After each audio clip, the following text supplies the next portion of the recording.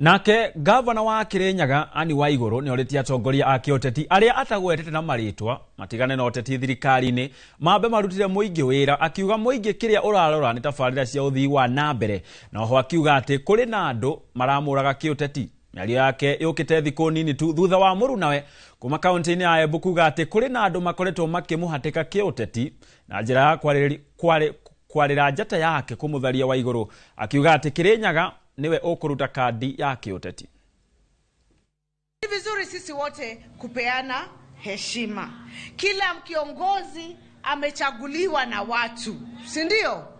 Na kama mtu amechaguliwa na watu ni vizuri apewe heshima ya mimi. Watu wasione nimenyamaza sana wakaanza kufikiria wataanza kunikanyaga, si ndio? Na dikwenda kwa ya muno dikaonekane tare inegene diranegena. Ya pili nimesema hivi, watu wa siku hizi sio watu wa kudanganywa. Hawa watu sio watu wa kuingizwa kwa lori kupelekwa kwa debe.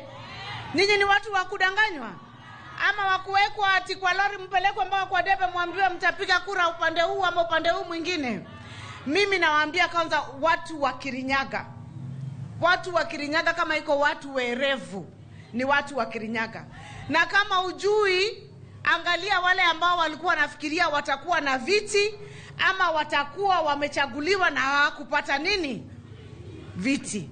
Wakikuja wanasema harambee mtanipa viti. Watu wa Kirinyaga wanasema mtatokea mtanichagua. Hivyo mwingine anakuja wanasema utanipatia mimi kiti. Lakini siku ya kura unasikia mtu amelala hospitali kwa sababu hakuna nini? Musishinde mkizunguka mkifikiria mmedanganya watu wa Kirinyaga.